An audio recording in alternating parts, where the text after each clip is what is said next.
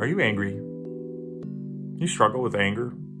You're in good company. There's a man named Moses in the Old Testament who's a major figure in the Old Testament. The Bible calls him the most humble man to have ever lived. Wow, what a title. It also says that God met with him face to face as a man meets with his friend. Pretty impressive.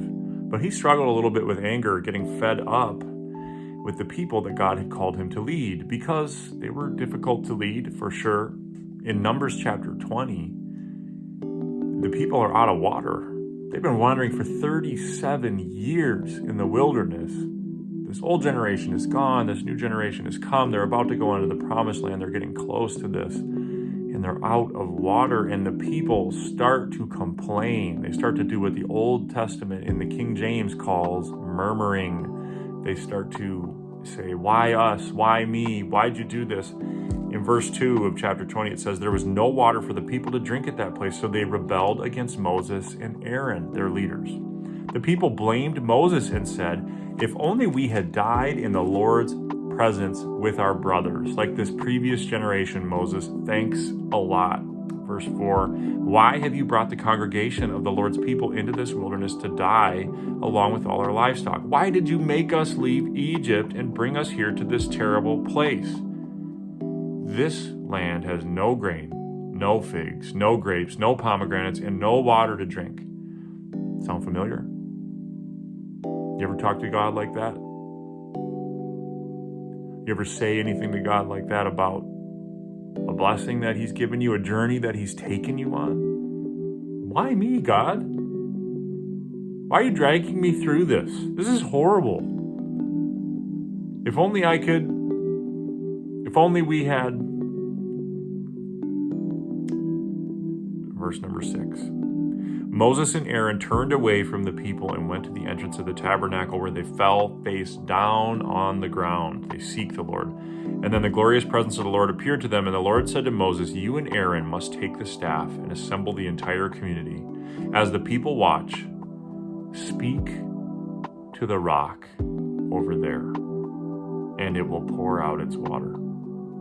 You will provide enough water from the rock to satisfy the whole community and their livestock.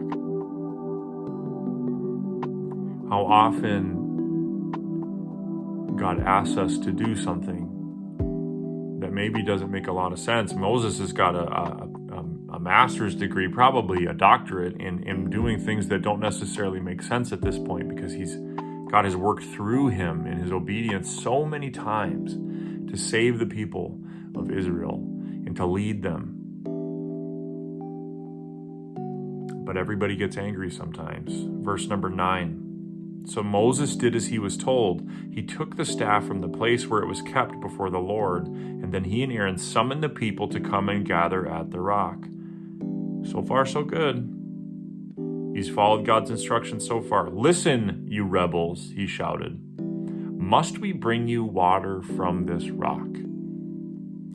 Then Moses raised his hand and struck the rock twice with the staff, and water gushed out. Moses was so frustrated with the task that God had given him to do that he acted out of anger instead of out of obedience. Moses was so mad that the people were not following God like he was, that he struck the rock instead of speaking to it.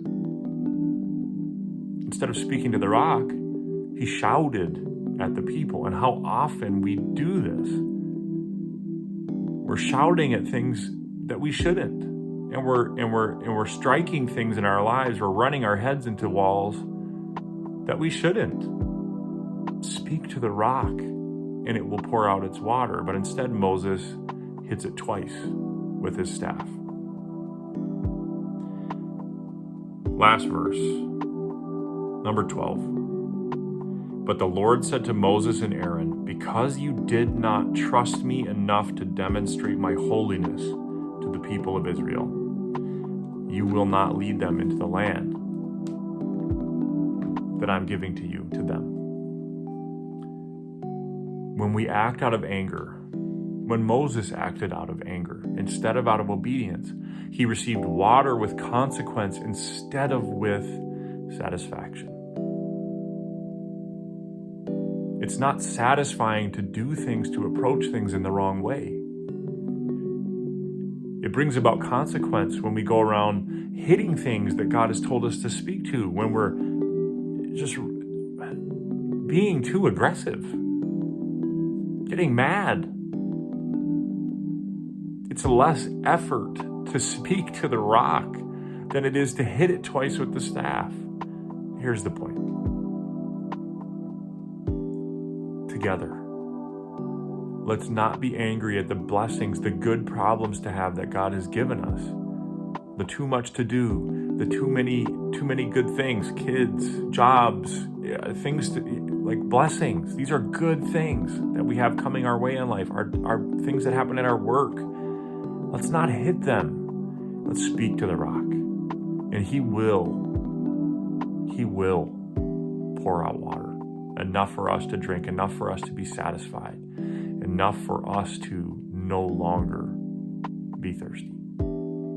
So as you go, as I go, as we do life this week, let's together speak to the rock, and He'll pour out the water.